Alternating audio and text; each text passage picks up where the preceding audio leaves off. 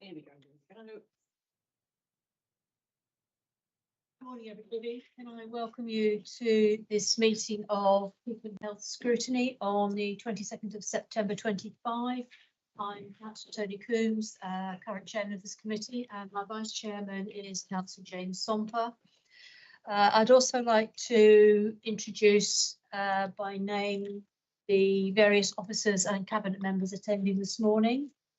In person, we have Joe Taylor and Steve. I'm sorry, I've got a Robinson. Good start to have a senior moment. And online we have Claire Sutton. From an officer point of view, attending in the room, we have Sam Crowe, Rachel Partridge, Paul Dempsey, Andrew Billany, and Sarah Howard from the NHS. Welcome to you all. And online, we have John Price. Sorry, John, you're close swapped, so I couldn't see you on the screen. And Julia Ingram. So good morning. And for members of the committee online, we have Councillor Sally Holland. Sally, I've asked George to keep an eye for any hands up from you and visiting people to the committee this morning. Thank you very much. Good morning, everyone from Scotland. Moving on. Members, can I remind you that when you do speak, can you remind people, for the benefit of those online, of your name and the ward that you represent, please? So I should say that I represent Verwood Ward. Okay, so George, do we have any apologies?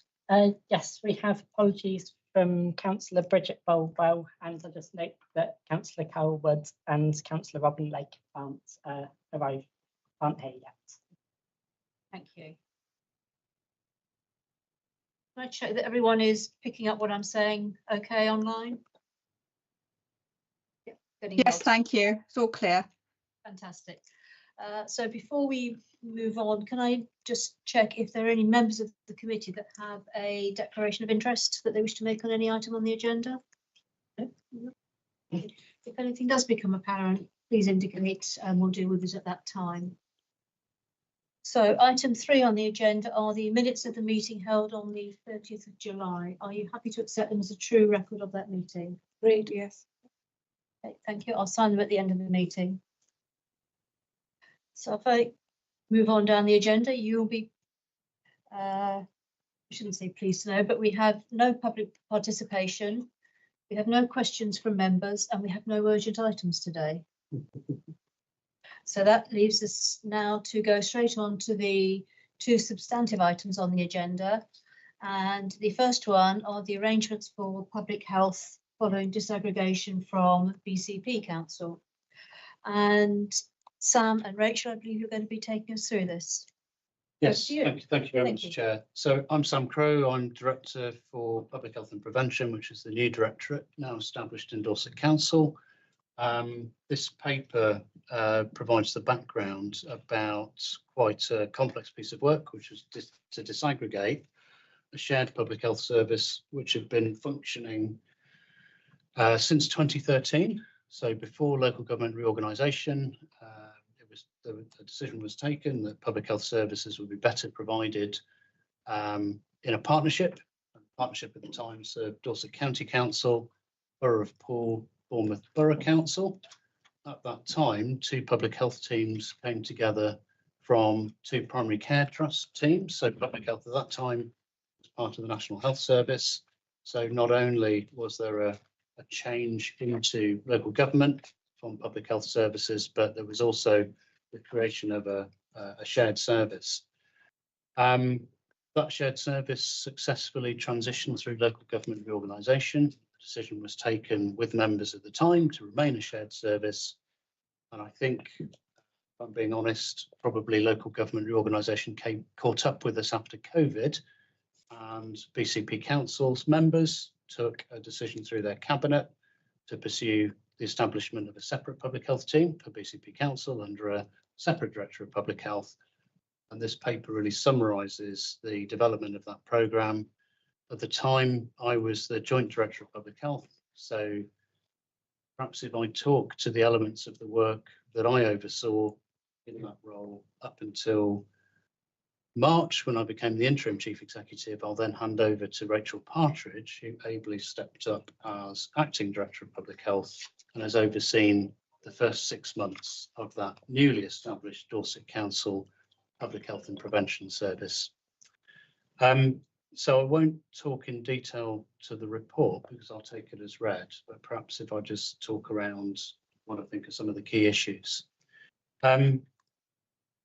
I'll make no apology in saying that from a professional standpoint, this is probably one of the most challenging things I've done. If you can imagine being in a joint post that's then effectively going and sort of having to design, deliver and develop a programme to oversee the safe disaggregation of the service, one of the most important things for me was to make sure that we were able to land the public health teams safely in both councils, because from a professional standpoint, it was my responsibility to make sure that we still had an effective public health function across those two councils. The appointment of the Director of Public Health in BCP Council didn't happen until quite late on in the process. I think that was a bit of a disadvantage because it meant that we weren't able to design an effective structure working with that Director of Public Health in BCP Council until quite late on in the day. But one of the things of which I'm proudest, I think, is the way the whole team worked effectively with the executive directors and HR colleagues across both councils to make sure that we did come up with shadow structures. We oversaw an effective consultation process. And as a result of that disaggregation, we only lost one person through redundancy, which I think is good value for the public purse. And it's meant that we've retained those public health skills across the two councils. Now, a legacy of the way that we were working right up until the wire has been that perhaps some of the decisions we would have taken about the way that we commissioned and provided services weren't able to happen on that timescale. So from the 1st of April 2025, we continued to provide a lot of the public health services jointly with BCP Council. So one of the points I wanted to make to Scrutiny today was I think we're more than happy to work with Scrutiny Committee to set up some effective lines of inquiry, because what you have in front of you today is a paper that describes the disaggregation process.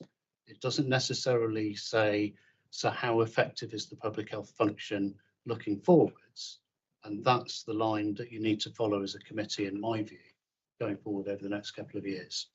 So if I can give you a flavour of what I think that's likely to look like, there'll be a piece of work for the new Public Health and Prevention Directorate to do to support Dorset Council in its council plan ambitions. And as you know, we've got 4 council plan priorities, one of which is communities for all, which we'll be very closely connected with. But there's also this ambition about working more in partnership and prevention. So I'd ask committee to follow that work over the next couple of years to ask how effective has the team been at supporting the council in that line of work. Obviously, we need to keep a close eye on the performance of services. You'll see in this report that the appendix has been provided as a result of the first assurance report by the Regional Director of Public Health. I'll let Rachel describe that process, as I wasn't Director of Public Health at the time. I was interim chief executive. But in November, I believe, Scrutiny Committee, you'll be receiving the strategic performance indicators as part of that performance dashboard, and you'll be able to see the indicators that we've selected, not just reflecting public health services, but regulatory services as well. So you'll have a regular line of sight on how well the services are performing. And then I think the third element is some of the work that we used to do in the health and care system. One of the strengths of being a shared public health service was that we were large enough and resilient enough to do some significant work with health and care colleagues, which was commented on in the assurance letter. So we've had a very strong history of supporting the Integrated Care Board. It is a statutory duty to provide public health advice, not just to local government, but also to the NHS. And one of the questions we need to keep focused on is how do we do that now that we're a much smaller team and we're working alongside another council with its own public health team. So I'll just give you those as indicators of lines of inquiry that you may wish to follow over the next couple of months. But on the whole, I think that everyone pulled together extremely professionally under what was quite a difficult situation. I saw people put their feelings aside for the good of maintaining an effective public health function. I think that comes through in the outcomes that we are able to share with you today through the paper. But I'd hope that very much the discussion we have today is how we can use overview and scrutiny to forward track the progress of the new Public Health and Prevention Directorate as we find our feet and hopefully have a bigger impact in Dorset Council. So that's probably all I wanted to say by way of introduction. Happy to pause for questions there before perhaps Rachel talks in more detail about the last 6 months. Anyone have any additional comment at this point? Andy and then Robin. Thank you, Chair. I can safely say that you have anticipated all of my questions. Thank you for that. I suppose they were a bit obvious. There were a couple of things that I noticed in the report. First one, page 20, final paragraph. Says, I support the proposal to stagger the major public health re-procurements to allow sufficient time for engagement, redesign, and collaboration. Is this all about process, or is there money involvement there as well? Yeah, it's a good question. I think some of it's about process because we need to be sure that the public health capacity on the Dorset Council side is being used fairly. One of the risks of continuing to collaborate outside of a proper shared service agreement is that it might become a little bit grey over time. And I think it gives us an opportunity to step back and really challenge whether the way that we've been commissioning and providing those services is now right for the future.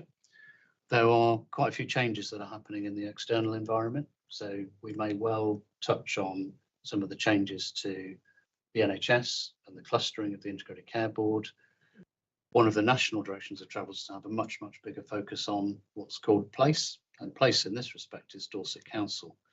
So because we provide some significant universal services like health visiting and school nursing, there's an opportunity to consider whether in the future, at some point, it might be better for the councils to start to commission those services separately, recognising that we may well be working in a much more integrated way on the Dorset Council footprint, as opposed to looking at this as a pan-Dorset service. So it comes on to your second point. I think Councillor Todd about the money. In the background, there's always this question of, are the services effective? Are they efficient? Are they providing value for money? Sometimes commissioning across a bigger footprint can be more efficient and it can provide better value for money. But I think that needs to be tested through what people say who are actually using the service, because sometimes a smaller service that's working much more closely with primary care networks and other organisations in the community may well be delivering what feels like a better quality service to the users. Does that make sense? So there are different perspectives on quality and value. One small follow-up, if I may. Page 21, talking about 5-year projections, a bit technical. Inflation's been flatlined. Yes. I'm interested to know, have we undercooked forward projected budgets a little bit if we are not anticipating increases? So I'm trying to anticipate whether we're going to have something, a nasty pill to swallow in the future if we're making plans today. So this was a question that we were asked to consider as part of the regional assurance process. Rachel may wish to talk about it in more detail. I think it's always hard to look into the future, isn't it? And there are a number of things, again, that are going on. The first is moving potentially to 3-year settlements. And the other move that government has made is to start to roll up some of the additional grant funding that public health receives into the public health grant. So there's a number of different bits in here, bear with me. Yeah. So a year ago, we received a ring-fence public health grant, which was reported on in public, but we also started to receive some additional monies to support additional activity in drug and alcohol treatment and smoking cessation, plus some other public health interventions around the margins of drug and alcohol and homelessness provision. All of that's going to be rolled up into a new integrated public health grant. So we need to see, when the settlement comes out this year, what does that look like? Is there any inflation or uplift in that at all? And just to further confuse matters, because we commission from large NHS providers, for a number of years, the Department of Health and Social Care has put additional money into the public health grant specifically to cope with Agenda for Change pay awards. So this is a pay award that happens in the NHS. It's a little bit different to how we would normally treat inflation through Commercial Board at Dorset Council. Because they put it into the grant specifically and name that publicly in a letter, we tend to work with the provider to look at their cost pressures, and there'll be a paper coming forward to Cabinet that sets that out for the next round of contracts. So you can see there's a lot of moving pieces, but absolutely we need to get ahead of that 5-year projection and make sure that we're not undercooking our cost pressures, not just inflation, but there'll be other cost pressures coming into it as well. Rachel, did you want to say anything about the process that's run? We covered a lot of that, but in terms of, it was one of the key features of the regional assurance visit, and this year it was far more robust than it's ever been before. So the Southwest was piloting a new approach to the assurance around the public health ring fence grant for all the reasons that we've talked about in terms of to know value for money, ensuring quality of service, both in terms of services that we commission, but also the function that we provide. So one of the exam questions was around 5-year projections, whilst dangling the carrot of a 3-year settlement will be coming in the autumn. So I think you covered it really well, Sam, in terms of the different moving parts, but in terms of the projections that we provided for the assurance visit, it was looking like the grant was going to be outstripped by cost pressures by about a year, the 5-year medium-term financial plan. But of course, within those 5-year periods, there's the change in the funding mechanism, and there's also these big re-procurements that we already know, the 2 biggest cost contracts that we have. So we talked a lot about the things that we should be considering. So it was it was a really strong feature of our assurance visit, understandably so. So to have that and there is that perennial risk that we've seen sadly through experience, is when grants get rolled into the mainstream, somehow you never end up with the same pot of money as you had previously. Shrinkflation, unfortunately. Robin. Yes, just a comment on the report as a whole. I think I would have found the report more helpful if it had effectively acted as an analysis of the regional director's letter. I thought there were a lot of points in there which I didn't really understand. There's a lot of complexity in the letter, and I think it would have been helpful in the report if you'd sort of pick them out bit by bit, try to explain them for those of us who don't actually follow the detail as closely, obviously, as you do. That was something that we picked up in the chairman's briefing, because that letter does talk about examples, and I did ask if Rachel could perhaps provide us with a few examples today. Yes, and I did listen to the chair. So in terms of that, really helpful feedback, actually, there was an awful lot that came out of the assurance process, and already indicated it was a very robust process. So there was so much documentation requested in advance, very prescribed in terms of what we had to send through in advance of the visit itself, and it included visits with the integrated care, so NHS Dorset, the medical director and the chief exec, as well as the chief executive and cabinet member itself, in terms of the the visit. So there's a very detailed set of information. And I think your point about using the disaggregation paper and the feedback from that assurance visit is a good point. I think I was very focused on setting out the context and the assurance around the process of disaggregation with a nod to the future. But I think it is something we can bring back, because as part of the feedback from the assurance visit, you won't be surprised to hear that we've incorporated those key specific points as part of our action plan for this coming year in terms of things to build on. So we can bring that back and work it in. It was something that we felt important, not least because I'm sure we'll be asked by the Regional Director of Public Health about what we've done, acting on his suggestions and advice. So we can certainly do that in the future. In terms of specific examples, Sam snuck it in, but two key areas that we wanted to highlight, that we did highlight to the Regional Director of Public Health, was firstly the element around smoking cessation and the swap to stop. From a Dorset perspective, we have achieved the highest number of people quitting using the swap to stop service to achieve 4-week quit. So really impressive activity, and it was innovative. It was one of the grants that came through as part of the national focus on reducing smoking. So that was a really good example using our Liberal Dorset side. The other one, which is a tale of two halves, and I think we want to bring that back, the scrutiny is the around performances. Yes. Historically, Dorset has been quite low on the table. Deliberate, conscious decision about where to focus the public grant, but it's very much a key area of focus for this government and for the regional director. So we started off at a relatively low level of checks, but over the last year, 18 months, we've had a concerted effort since COVID. We've had a really concerted effort of improving and increasing the uptake of health checks and offers that have gone out for the Dorset Council area.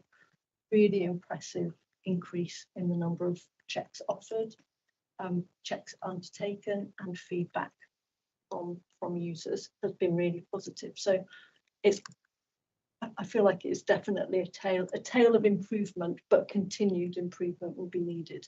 And it might be an area that we would want to look at and bring to scrutiny in more detail in the next year, because it is something we're making a really big concerted effort on, because we know it's a really good way of really good link ups with the work around hypertension that's happening in the health system as well. So making that cross-reference between a focus on early intervention, early identification, and it prevents harm from a primary care perspective as well. So they would be two of the key ones that we thought were useful to draw attention to, but recognise you want detail in.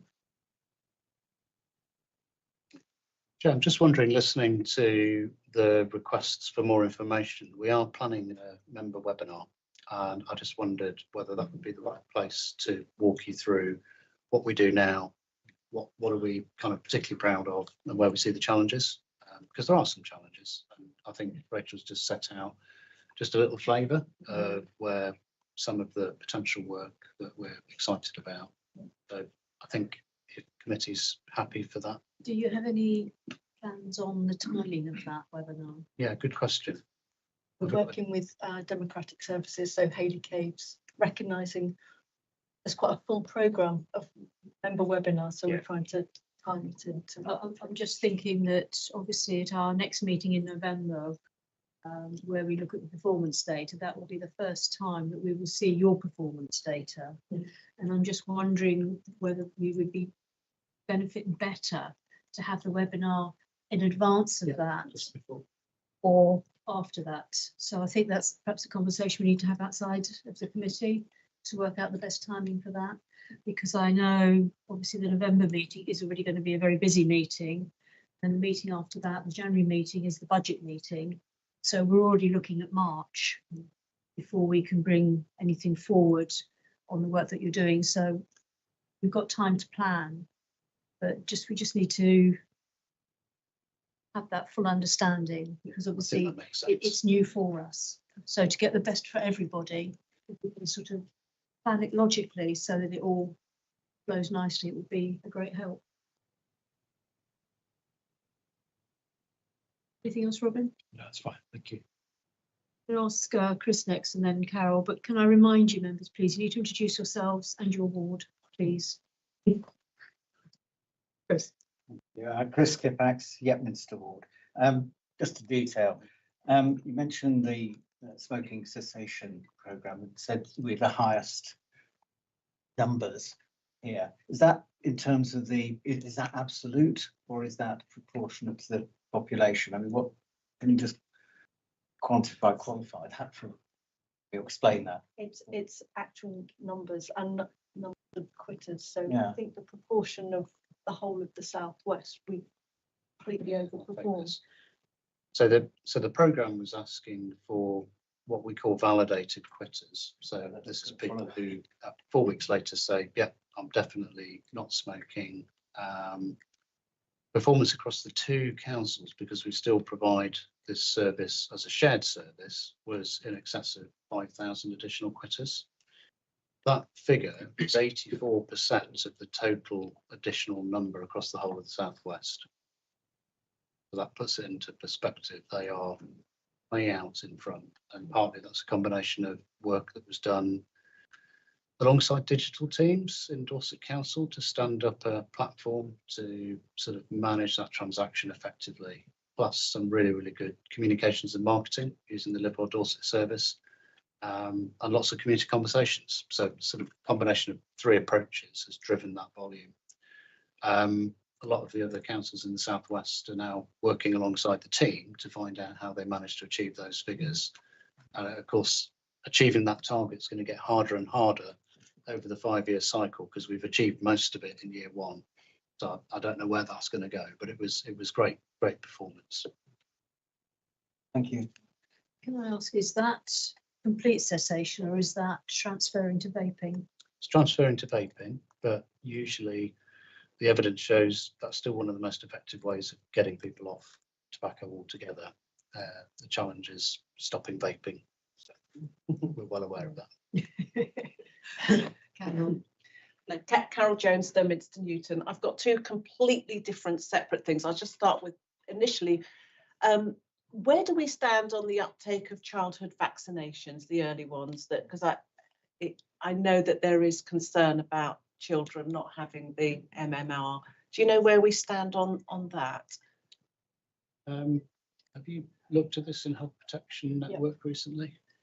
So we work really closely with NHS Dorset and NHS England around smoke around uptake.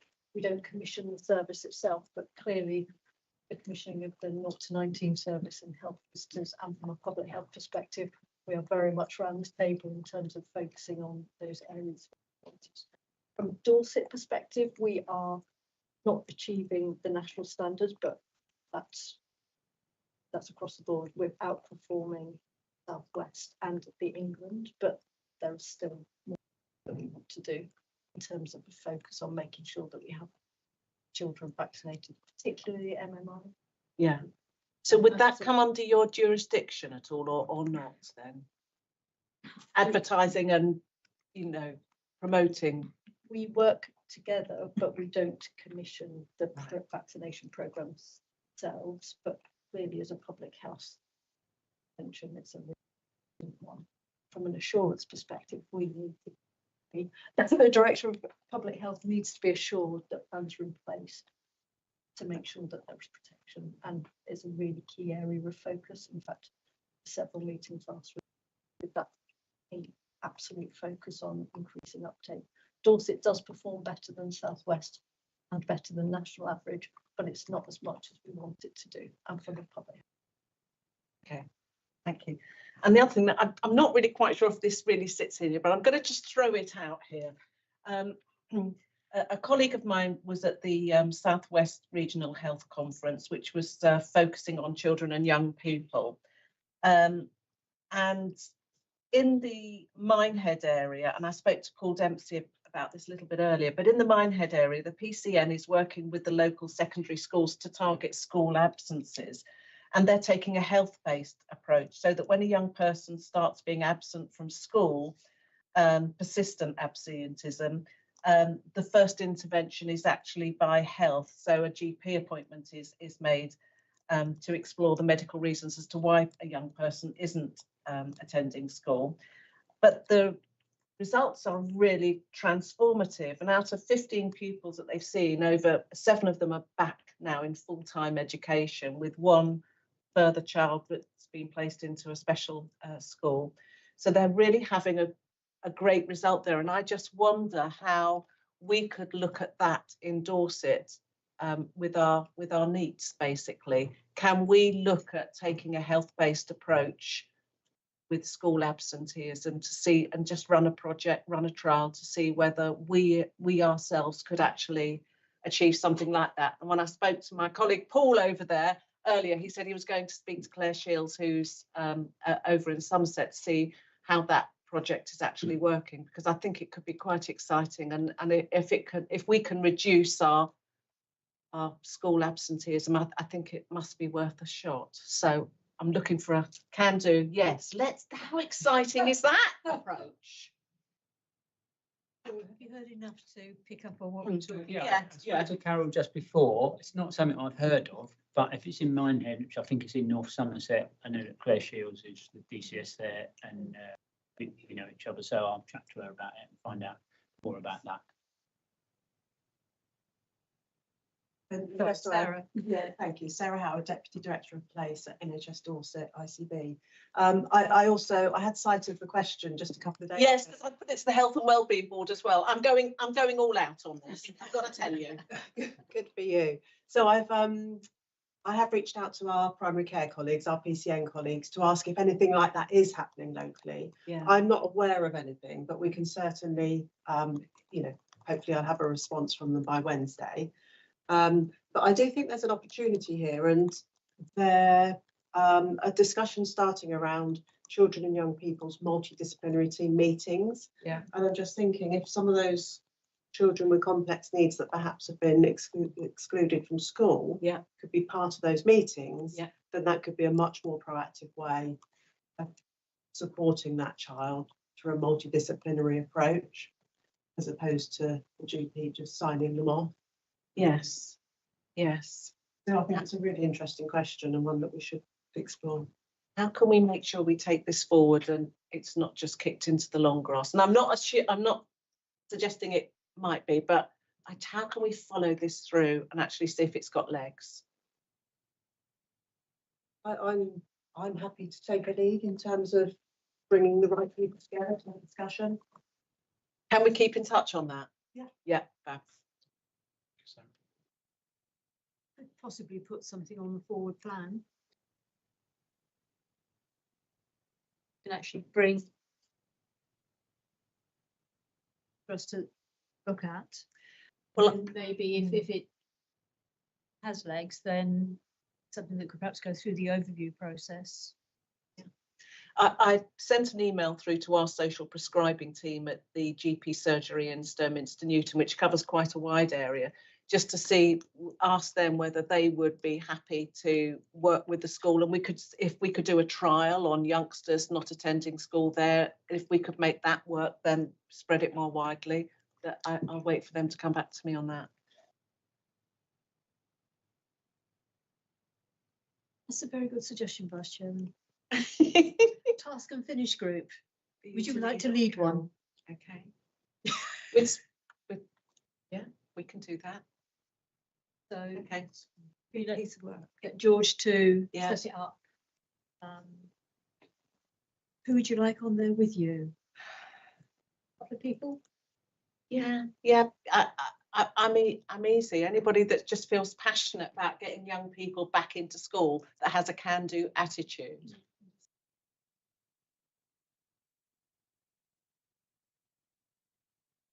Any takers from the committee? Yeah. I'll send out an email to and after the health and wellbeing case anything comes out of the question there as well. Okay, okay. Do you know, this is really exciting. This is what this is why I became a councillor. Get stuff done. Okay.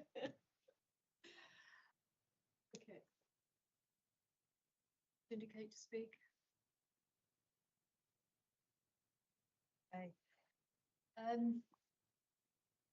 It's a really interesting paper to have because I think it sets the scene for us moving forward.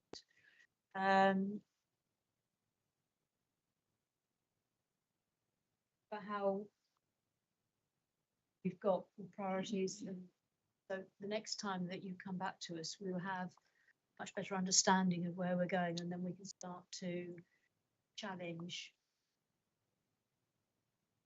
We will get the performance data. When we looked at it in the members' informal briefing a week or so ago, the numbers hadn't been populated at that point. So there will be by November. So November will be the first chance we actually get to look at some of the metrics. Okay, from there, but as the webinar, we'll have a much better understanding of the work that you're doing, where the pressures are, where the gaps are, do about it. But I think, Sam, one of the things you said in it was that the key to all we do is outcomes. And I think of members, sometimes we get so caught up in process. Actually, what we are all here for is the difference that we make out there. Lives. Just a final thought. I think Councillor Jones' example there is a brilliant illustration of the impact that I hope we will make as a team working within Dorset Council, because you'll have a look at our services, you'll get to know them, you'll get to realise there's not a huge amount of flexibility in the public health grant because it's mandated. The real impact in a changing council is if we're more connected and we're starting to work in a better integrated way. And Paul and I can be around those integrated neighbourhood team discussions, challenging the health service to work with us more around specific cohorts of people that often don't get, you know, they often fall through the gaps. That's where the real value is of having a public health team embedded within Dorset Council more fully. So hold us to account on some of that work, not just the detail around the services. I'm so glad you ended up in Dorset, Sam. I'll come to the plaudits at the end. Jane. Yeah, and then just I'll be really portfolio holder. briefly, thank you. New kid here. Sorry, Councillor Jill Taylor, portfolio holder for health and housing, and Dorset councillor for Chickerell. I felt I needed to come in at the end of this, and thank you very much for your indulgence. When I took over this portfolio a year ago, or 18 months ago, this was the area that caused me most concern. Rest of the stuff I could see where we were going. I was really concerned about the disaggregation of this group. It's really easy to put groups together, but splitting them apart is extraordinarily difficult. And this was what caused me most sleepless nights, to be quite honest. What I would like to do is to thank all the people involved in this disaggregation. I think Sam is very much underplaying his role. I think he has done the most amazing job out. And I know we had conversations at this time last year that went, I don't know where it's going. We could fall off a cliff in April. But he's navigated his way through all of this and basically landed what is the new directorate on the 1st of April with basically very little change to services. It's basically almost seamlessly. And I think it's just absolutely amazing the work that he's done. And I think we should acknowledge that. I'd also like to thank Aidan Dunn, who was the corporate director, sorry, the executive lead on that.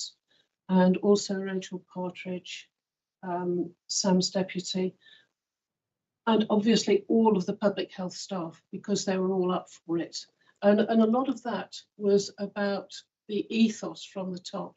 Sam had an extraordinarily difficult job of basically taking something apart that was his baby for years and knowing at the end of it he hadn't got a job. And to actually do that in a measured, sensible way, I think is absolutely outstanding. Can I also just at the end, I'd like to also acknowledge Graham Duggan's team, because he is now part of this new directorate. And this is a really exciting time for us.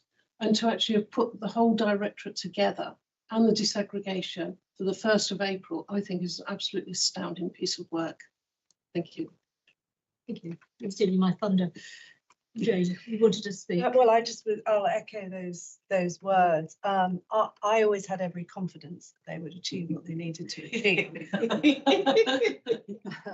Although, you know, there were clearly, well, it was how is this going to work, and how are these officers and the staff going to achieve that, whilst keeping everything on track at the same time, carrying on business as usual, whilst creating a new service, and staff remaining focused and dedicated in the way in which they clearly are, and you have achieved that.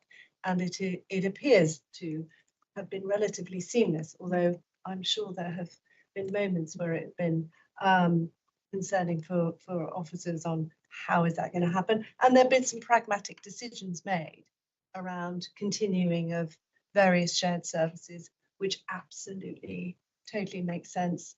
And then giving yourself the base from which to then move outwards and find your own paths that you want to be forging ahead with, aligning to the priorities of the council and the directorates. I think the health checks which you referred to, I think they're fundamental and really key in understanding and that whole prevention piece, because the more people that are being checked, and I've had one of the health checks, and it's really comprehensive, and it asks a lot of questions of the individual, which then help gain insight into people who work within that service on areas of which you just need to keep an eye on. So it's absolutely fundamental on that prevention. Things come up within that some people may need a little guidance with to stop them going down a particular path with their health. And the more that you can put into that, the more people you can get signing up to that, which I know that means around working with your the various group practices, and Live Well Dorset, you know, stepping into that space where there's been lack of take-up has proved really worthwhile, I think. So as much of that as you can continue with and improve on, I think is really important. I know there was a focus on particular areas, but I think the wisdom in stretching that out to areas that didn't seem as if it was so, where those priorities weren't focused, actually you still learn an awful lot about the health of the people of our county, because until you have those checks, you don't know these things. Some of them are completely hidden without any symptoms of any kind, and who knew that I had cholesterol that was creeping up? I didn't know that, you know, so that's a prevention piece. So yeah, you made it look seamless. I know it wasn't easy. Pragmatic approach, and I always knew you could do it. That leaves me with very little to say. About how well you have done and the attitude. Well, not something we tended to see. I really do take my hat off to you, because not only did you make it happen, made it happen seamlessly without collateral damage. I've never heard of that done before. Really do take my hat off to you all achieving that. But I refer back to the letter that you had. Final sentence in that letter said, "I look forward to returning to visit you in the autumn, maybe late autumn, winter now, for an informal visit to see more of the brilliant work in your authority. Our next annual assurance meeting." to get that from an external validator, I think actually says it all. So well done, guys. Welcome back to Dorset.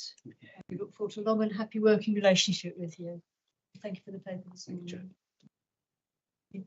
You can stay if you wish, but if you do wish to get back to more fantastic work, we won't delay you.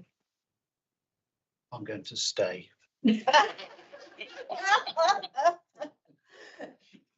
So we'll now move on to agenda item 8, which is the Dorset Safeguarding Children Partnership Annual Report, which is, the names seem to get longer and longer, what they used to be. Then again, I've been around too long. Paul, I believe you had the short straw this morning.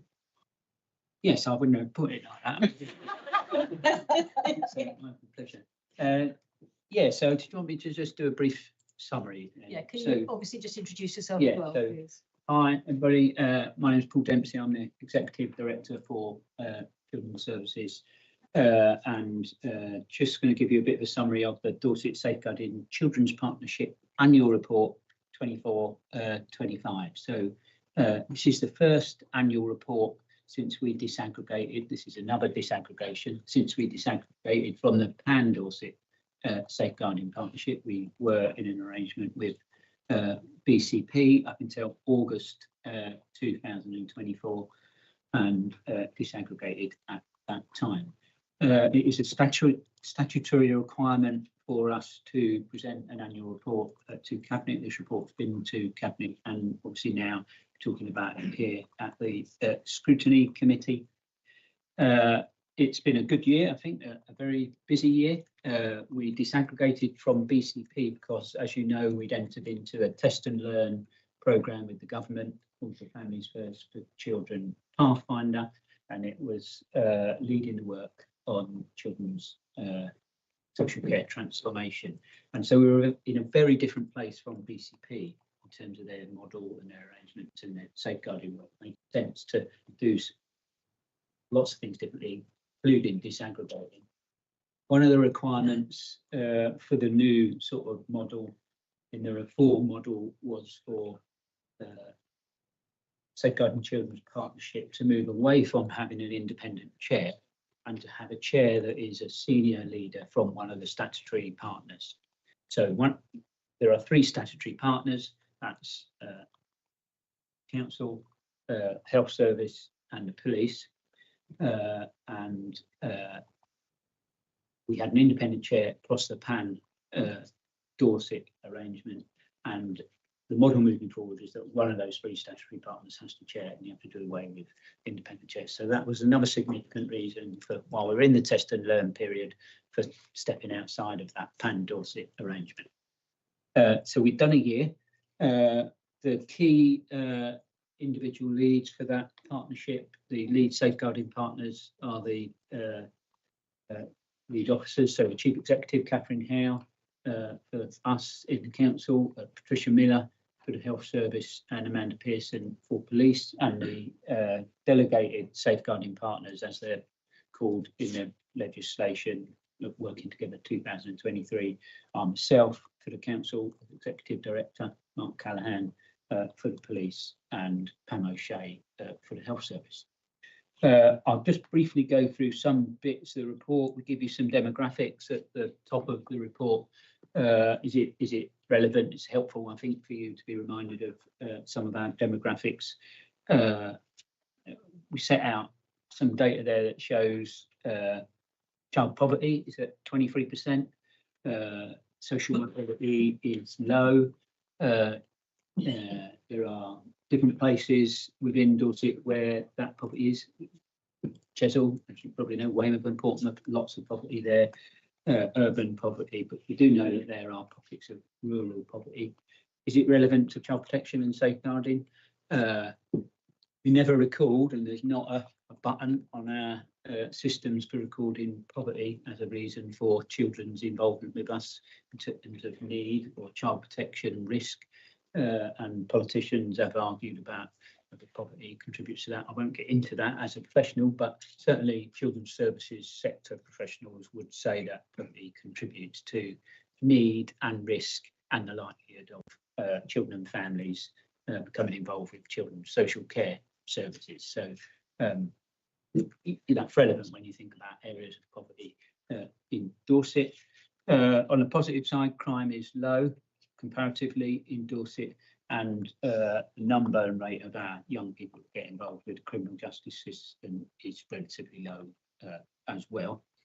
When we think about extra familial harm, so there's risks like criminal exploitation and sexual exploitation, that there is more of that in those sort of urban high poverty areas, highly disadvantaged and deprived areas. So, but we know there's needs everywhere across Dorset, and we have sort of local knowledge and local plans to try and address that.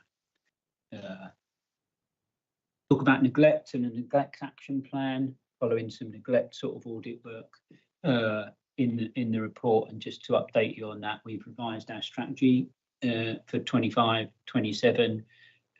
We think we are better at identifying neglect earlier and addressing it. Ofsted were very positive about the way in which we addressed, identified need in terms of neglect and addressed it when they inspected us in March 2024. They said children and families receive the right help when they need it at the earliest point through wide-ranging prevention services. Have increased prevention services right across the partnership as we've been delivering the Families First Pathfinder model.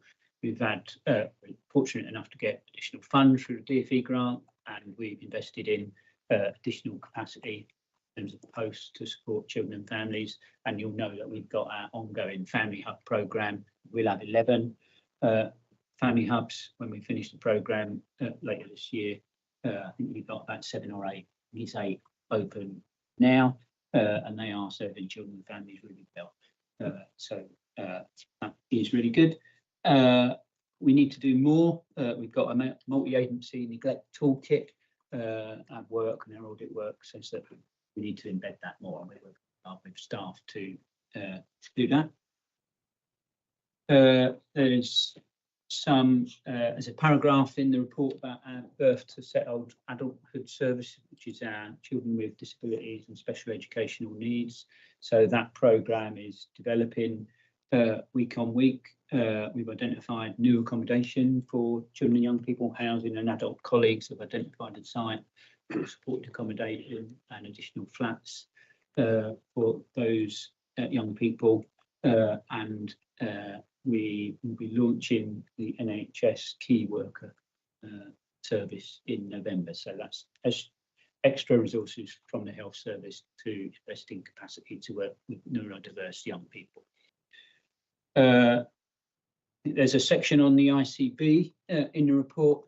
We don't know, many people know where the ICB nationally and locally will end up. So we're watching that space and working with our health partners as closely as we can. But clearly health are a really, really important strategic and operational partner to ensure that children and young people have their needs met and are safeguarded. Talk about chronologies. There's a section of the report that talks about chronologies, children's journeys and chronologies, multi-agency chronologies.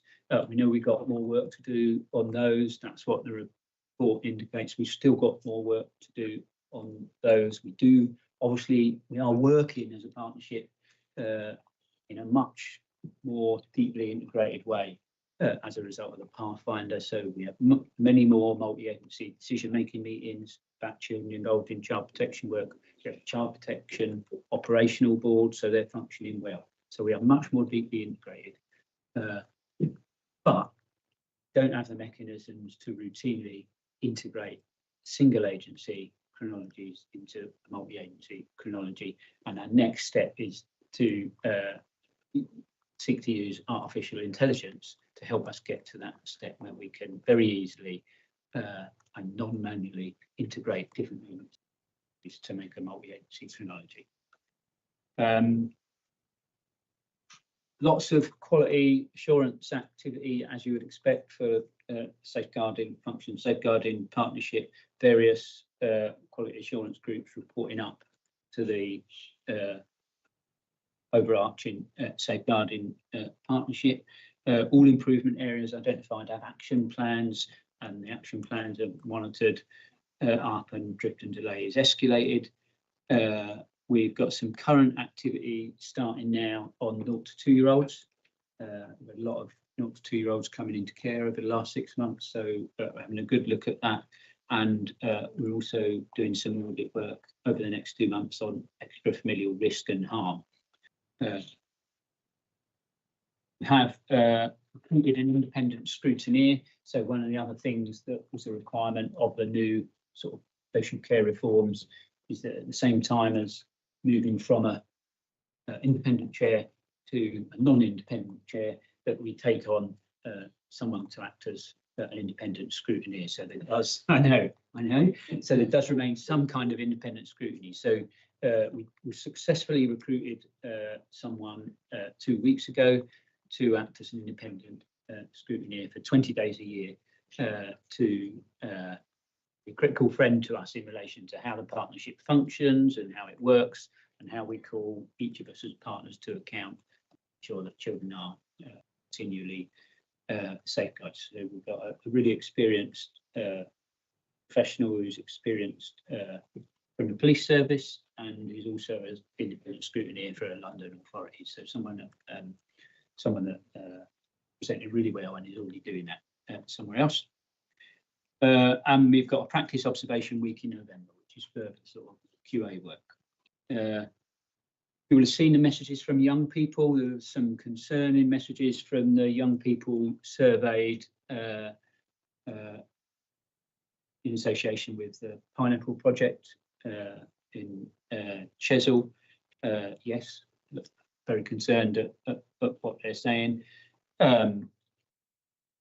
We think that we've given young people a voice, at least, but I'm not saying it's a good thing that all the concerns that come out of that, but we're working in the Pineapple Project to enable young people to be honest and disclose what their fears and concerns are. We're spreading the Pineapple Project so that other young people, different places, Swanage, Dorchester, have that opportunity.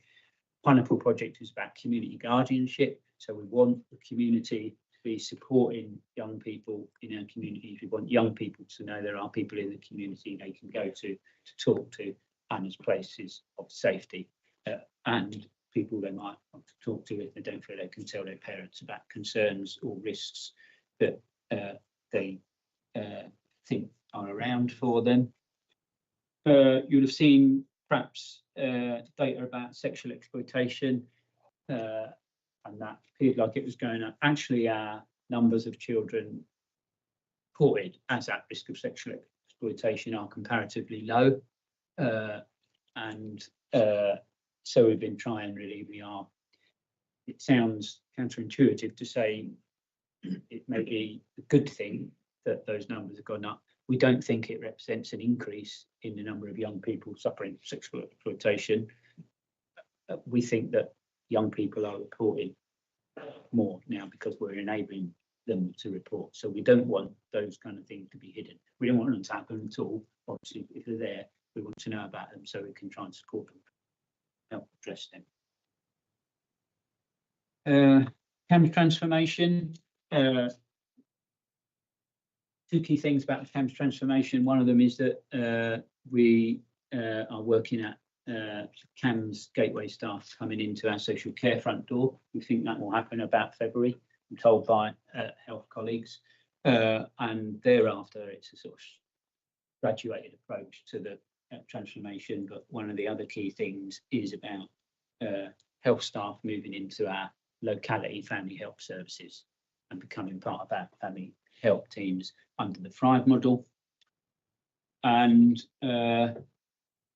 sort of it really, as I said, much deeper integration through our Pathfinder model. Ofsted commented really positively about that in terms of safeguarding, stronger working relationships, better communication.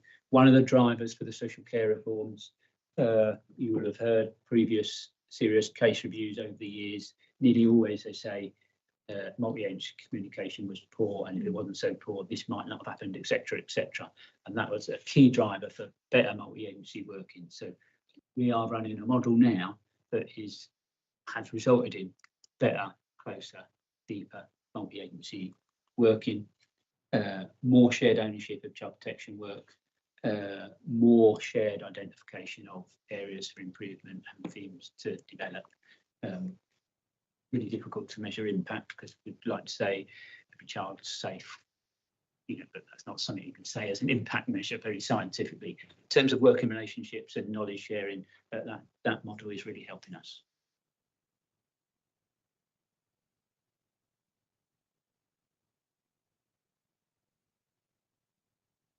Thank you, Chair. Councillor Andy Todd, Coalhill in Warminster East. Thank you, Paul. It's not really a question so much as not really clarification.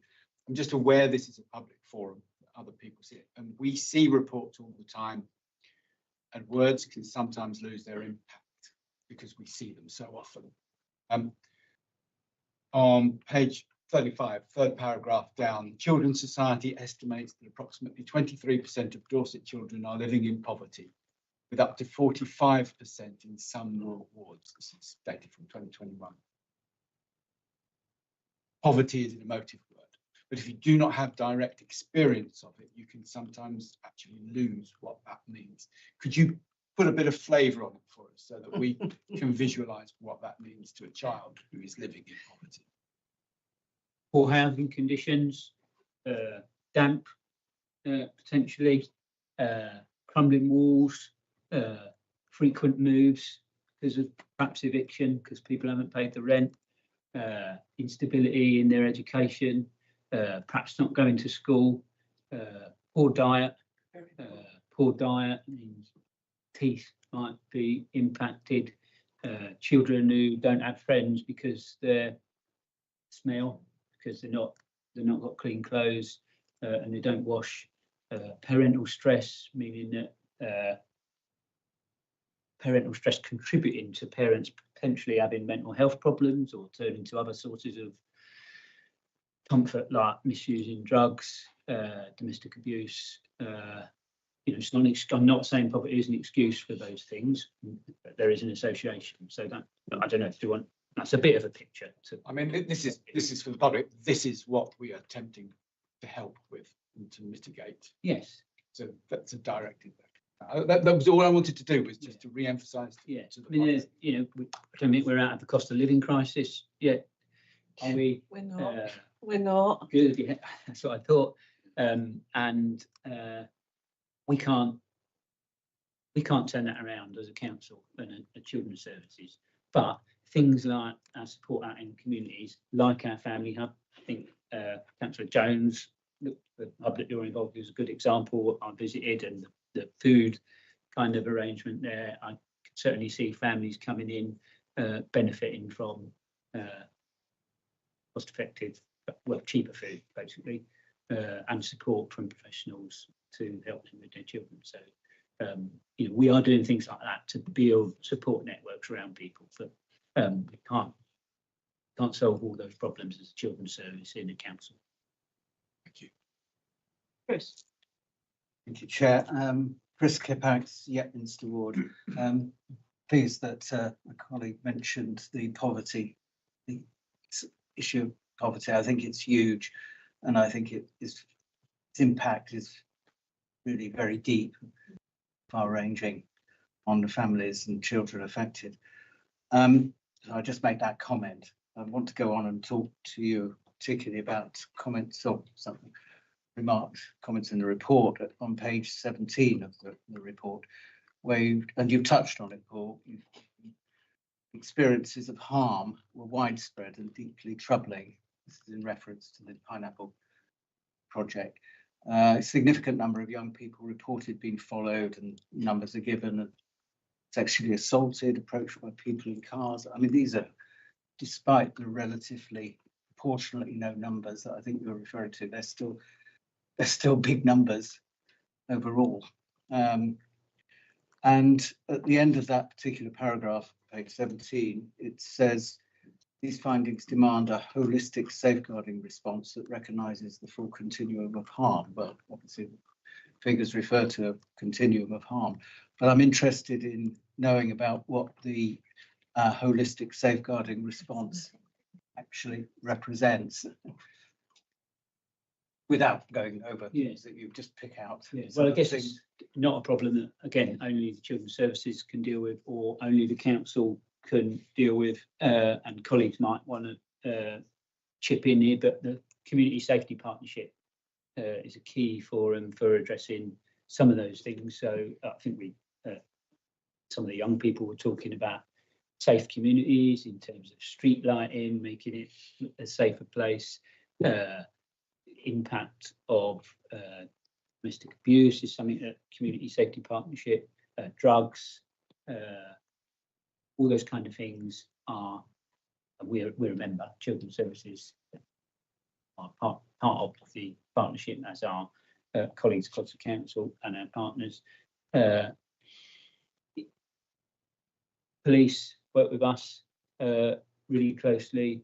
The Pineapple Project is a police, children's social care and community sort of partnership to try and address those kind of concerns that young people are talking about there.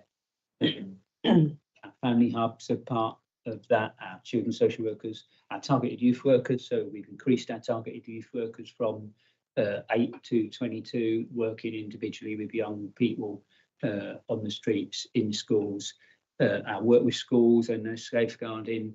So holistic approaches, all partners working together to support young people and to, in terms of harm, extrafamilial harm, to remove harm from the streets and from schools and from people's communities. So feels like a not very simple answer.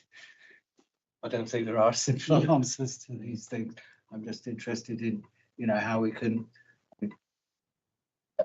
not the aggregated numbers, but the individual children affected is what most concerns me, I guess. Yeah, children, individual children and young people will have individual plans. Those plans will be supported by key members of our partnership, so there'd be a team around a child or team around a young person. If it's extrafamilial harm, so that's harm not within the family, we're working really closely with the parent or family member will be part of that plan. We'll be trying to make sure schools are part of the plan. We want young people in schools. Young people not in schools is a key problem, puts them at more risk. So we work really hard with schools to stop them excluding young people. Generally, children in schools are much safer. Also have an opportunity to learn. Yes, each child, if they come to our attention, will get early support if they need it with a team around them. If the risk and need heightens such that they become subject to a child protection plan, there'll be even closer, tight-knit support arrangements around them that are preventing harm to that individual child. And if we can't prevent that harm, significant harm, as the legislation calls it, from impacting on that young person, ultimately a young person will be taken into care. We don't like doing that. To keep families together, so we are trying to support families to stay together in a safe way. Each child will have an individual plan. Carol Jones again, Sturminster Newton. I'm just going to talk with my family hub hat on at the moment. What we see, well, since we opened the actual hub part, where we're becoming a lot more involved in people's issues and they're becoming, what we're seeing is a real complexity of lots of issues with families.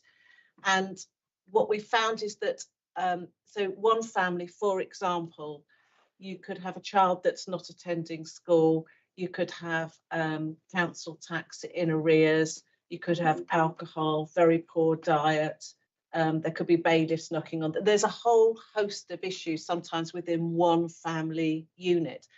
And what we've seen is that most organisations, whether they're statutory or voluntary, will just deal with one area. So somebody might be with Reach, for example, and therefore, until they've done that, they're not open to other services. And that's not really working. The only way you can help some of these families is to take everything holistically and work through it with one trusted partner, and we have become that trusted partner. We're finding that citizens' advice, they just run off their feet. And this is a service we've had to fundraise for. That doesn't come to us paid in any shape or form. And our funding for that runs out at the end of this year. And that's a real worry, because we have our citizens advisor for 1.5, 2 days a week, and it's just not enough. We're just not able to cope with the complexity of issues that are coming through, that we're dealing with this, and then we're working onto that and that, and we take that family with us around the whole journey to get them to a better place. And it is really complex, but it would be really interesting to see, and I just don't know how on earth we can ever measure it. How do we show the worth of family hubs when they're working well? Because I just worry that, you know, with funding and the problems that we have with finances, it's so important when I see the transformative work that is taking place and getting youngsters back into school, getting families back on their feet and not needing affordable food anymore, or they're just in a better place. And the number of people we've gotten into employment that hadn't been employed for such a long period of time. I just don't know how we actually measure that and show the value of what our family hubs can do. There's no question. I just thought I'd have a bit of a ramble, really. I'm sorry about that, everybody. I'll finish now. I mean, I'll try to answer some of that. We have loads of measures. So number of children in school or not in school is a good measure. Number of children on child protection plans, number of children in care, number of children receiving early support. We want the number of children receiving early support to go up. We want the number of children on child protection plans and in care to go down. The whole idea of the sort of government reform is to front load support families before their need gets really high crisis level, because that's really bad for families. And if you're managing the budget for the council, it's really bad for the council's budget as well. It's really bad for the government's budget. So family hubs are part of that front loading support over this early sort of intervention end. Our investment in targeted youth workers, getting really good feedback from schools that is keeping, and data that is keeping more kids in school, and the number of fixed term exclusions is coming down compared to like last year. So that's another sort of key indicator. There's more. I'm trying to think off the top of my head what they are. Crime, young people getting involved in the justice service. We want that going down. That would be another indication. I said about 2-year-olds coming into care. A lot of 0 to 2-year-olds coming into care. Actually, adolescent admissions to care has come down. So I don't know if that's a result of our youth workers or our edge of care service, but so we're looking at those indicators all the time. But I think we need to take the long view. So you say this to the government, you're not going to see everything turn around in a year. So it's going to take, you know, when we're looking in 5 years' time, I think that's where we want to see what the headlines are. Positive headlines, don't we? This indicator's turned around, etc. But I don't think you can say after a year or two that the world is going to be transformed. But we are seeing some early indications of things like, as I say, fixed term exclusions going down. Our child protection plan numbers are down now, the lowest since I've been here. And I've been here, I came May 22, I think. But our children in care numbers are going up. So that, you know, we're examining what's going on there. As I say, so those 0 to 2s. But I think we should. I'm surprised we haven't. I'll talk to Rebecca about measures for family hubs, because we should set some out, I think, shouldn't we, to try and endeavour to measure. You know, how do you measure what you don't have to spend in the future? Yeah, it's a tricky one, isn't it? I mean, one because some people you'll never see because we've dealt with them, so they'll have never come to your notice. Yeah, but on a qualitative way, feedback from all the people that are using the hubs is really important as well, isn't it? Even though, you know, it's not might not be a number, it might not be quantitative, but hearing from people that come, I heard some people, from some people when I come to your hub telling me that the hub had transformed their life. Yeah. You know, at the start, one person, one family, but you know, that was quite impactful on me anyway, to hear that. Do you need to be doing an annual survey? We are. Darren? Yeah, thank you. I've just got a general kind of comment I wanted to make, really, if I may. And I was really interested in the holistic safeguarding question in terms of, you know, what does that mean, that holistic nature of kind of looking out for these young people? And it brings to mind some of the work that myself and Councillor Jones do through the local alliance groups. And a little bit of a plug, really, for the local alliance groups, because I think we have a real opportunity to gather the whole community or members of the community together.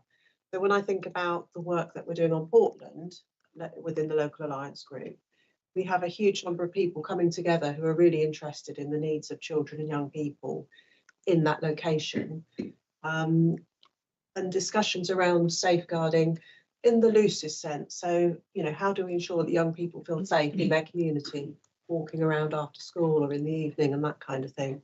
How do we make sure that there's safe spaces for young people? It's all kind of loosely linked to what we're talking about this morning. And I think there's a real opportunity by bringing the community together in terms of that holistic approach to safeguarding. And I think certainly through the local alliance groups, we have an opportunity to focus on that and bring the right people together. I think that picks up on a key theme that's come through everything we've talked about this morning. And it's certainly something that I've always used is you have to know people to be able to work with them. And the key to making everything work is knowing people, working together. You know, I've always said as a parent, I didn't look at my child's health or my child's education. I looked at my whole child. And that's what all of this is about. It's about us trying to, you know, work together. When we've split it up into this partnership or that partnership or early intervention or do this, but actually fundamentally it's about us all pulling together for the benefit of everybody. Trying to get in there early. And I was talking early intervention in children's services 20 years ago. And yes, it's moved forward, but has it moved forward enough in 20 years? Perhaps not. But we are still continually striving to get that. And that can only be a good thing. But I'm just picking up on your point about how we evaluate children's centres. And I'm just wondering, sorry, family hubs, terminology right, whether we ask for somebody to come forward to us, that we have a look at what provision we've got, because if I remember correctly, we've got some that are sort of voluntary based, some that are local authority maintained, and how they work together for the benefit of the children and what the outcomes are. That's something that we could do. Sam? I think it's a good question because Dorset Council is changing in lots of places. So there's something about some of the frameworks that Steve Robinson's been looking at to support the WHO work on age friendly, which do ask partners to try to think about impact across different domains. I've seen voluntary sector impact reports which encourage organisations to try to measure that impact. So for every family where you've helped a parent back into employment, if you can start to record that, that's all great evidence of impact, isn't it? But I think through our future council, some of the work that's happening through customer, as we start to develop these models further, there are some questions that I think we could get better at asking our customers and our residents. And some of them are quite simple. You know, to what extent do you feel you've been helped today? To what extent do you feel you've been involved in decisions about your care or support? Are two really well validated questions that get asked across lots of different settings. There's no reason why we can't start to collect that information more reliably, particularly if we're all moving to sort of consistent platforms. So we can start to really measure the impact of what we're doing more than And it's sustained impact as well, isn't it? What Carol's also talking about is something we've been aware of in public health for a long time, which is very, very difficult to prove a negative. Yeah, yes. But there are ways and we just have to be more sophisticated about putting those frameworks together. Just to add, we've just been given a new target by the government for the percentage of children that achieve a good level of development by age 5 target. I responded to that 2 weeks ago. We currently have 70% of children who achieve a good level of development. I think the national average is something like 68 point something, so we're above national average, and we've been given a target of 76.4. But that's for the end of financial year 28, March 28. So sort of nearly 3 years to get there is that target. But we're all concerned with that, aren't we? And you know, best starting life hubs, our family hubs will come. If you hear the government talking about best starting life hubs, that'll be our offer. Those hubs fulfilling that sort of role. You know, more early years provision, part of government's reform. So all those things will be measuring and looking at, are they contributing to increasing our percentage of children?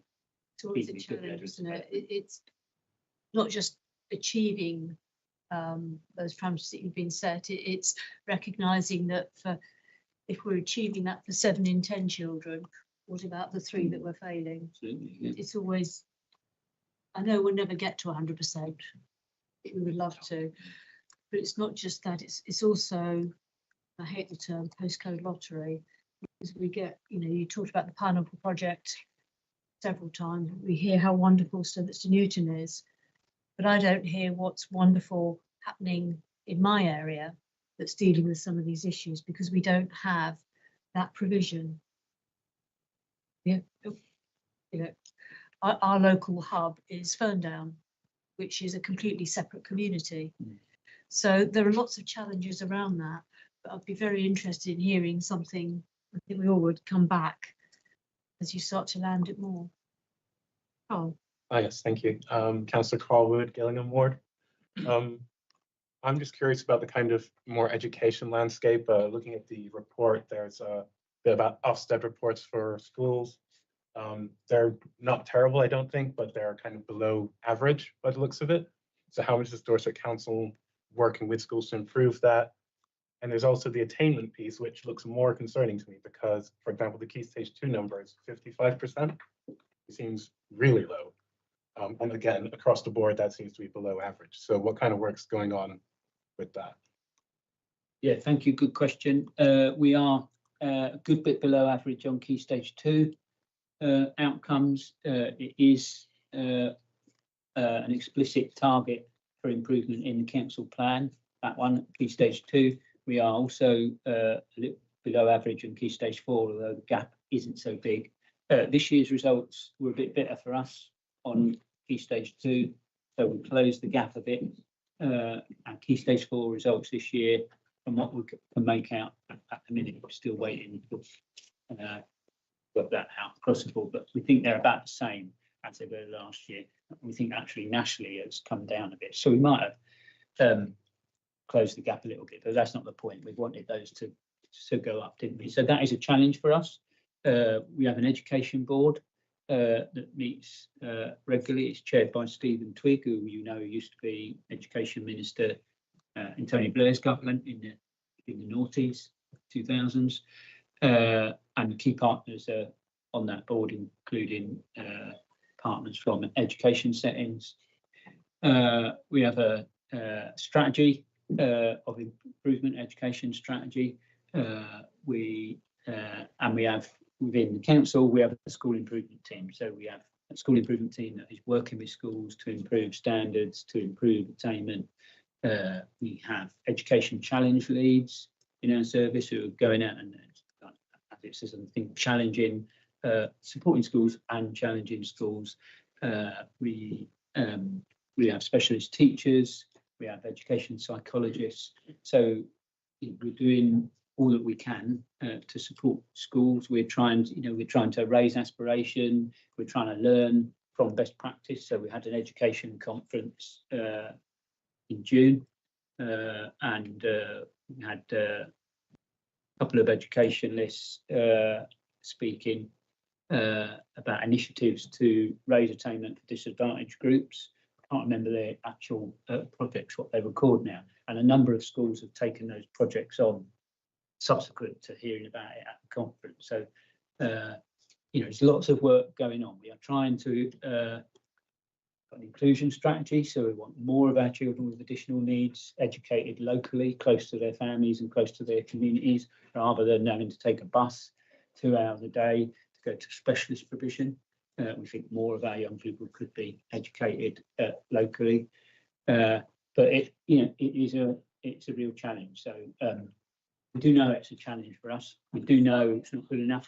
We know you know, we need to want to be better, and there's a whole load of strategies and people trying to improve. But as I said before, some of those challenges that we talked about at the beginning of these questions, so disadvantage and poverty, is another barrier for us to get over for our children and young people. Got a couple of questions.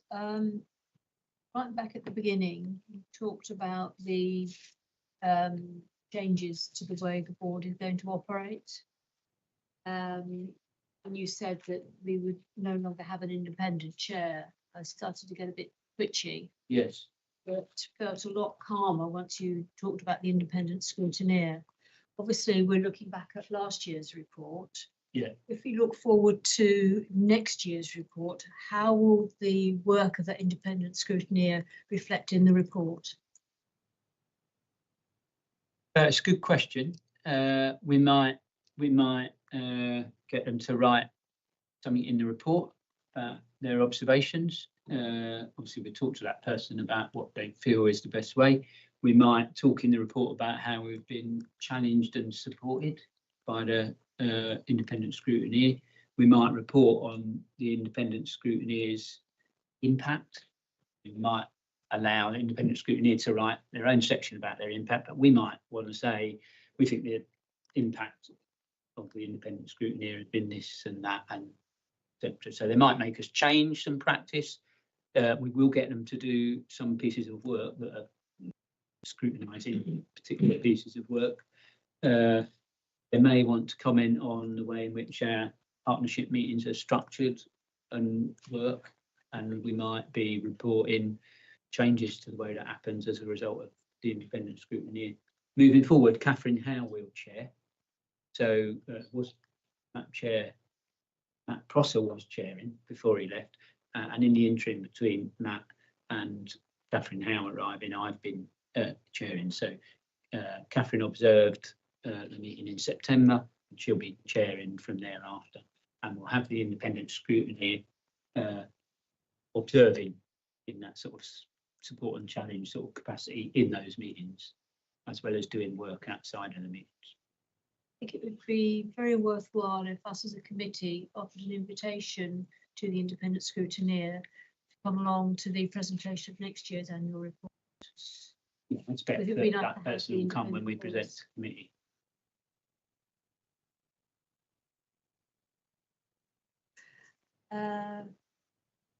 Just looking at other things I noted down. Talking about the quality assurance and CAMS, both are sort of works in progress.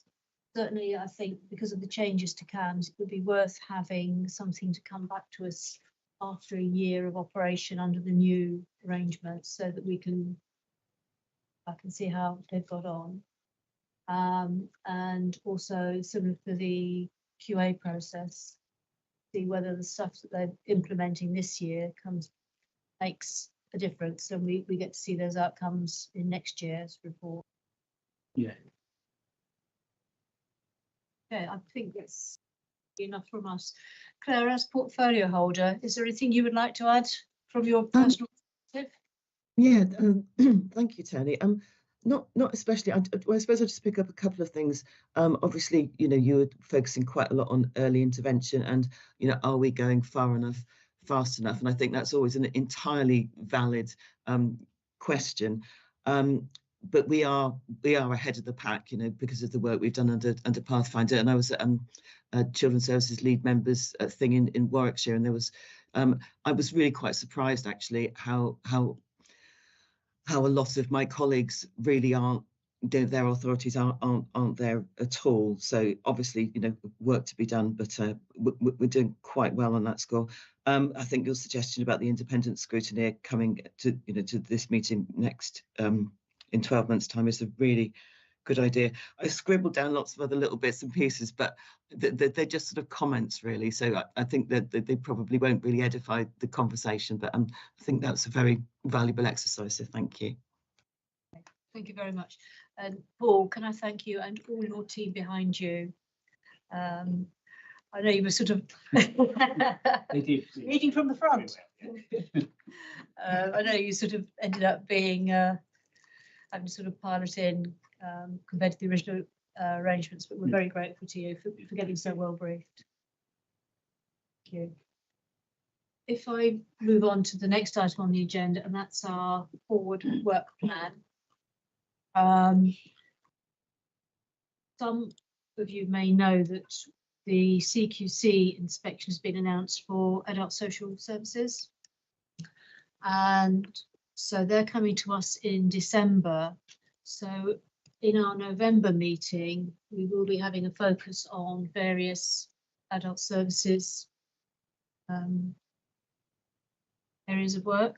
We have got the performance dashboard. We have got the cost of living support, and we have got the future care programme already programmed in. So that will be expanded slightly. It may be a slightly longer meeting. We don't know at the moment, but because of the importance of the inspection coming up, it would be nice to be able to show that we are really doing the due diligence we need to be to help move that whole thing forward. January, again, we have the performance dashboard, and again, that's our budget meeting. And the one after that is March, where on top of the performance, we've got the housing strategy. So that is sort of where we are at the moment. Is there anything in particular that members want to see on the forward plan? I've talked about CAMS and quality assurance at the moment, but is there anything else that is a burning 2 minute job? I don't know. I'm just thinking, oh my God, I wasn't expecting. Oh. It's your committee, not just mine. While you guys have a think, Jill, you wanted to speak. Thank you. Councillor Jill Taylor, folio holder for housing and health, Chickerell Ward. Yeah, I noticed in your minutes from the last meeting you discussed CHC again. That's still ongoing. So I'm just wondering when it's, you know, when it's even going to be in the items to be. As I said, discussions are still ongoing in the background. So as soon as we have landed something, you will know. Okay, I'd just like to see it. It's not for me, but I'd quite like to see it in the to be scheduled part at some time or other. Considering that we had a gentleman talking about it at Cabinet again the other day, and the fact that it's my understanding that the budgets for this year are already overspent on CHC funding. Take that on board. Thank you.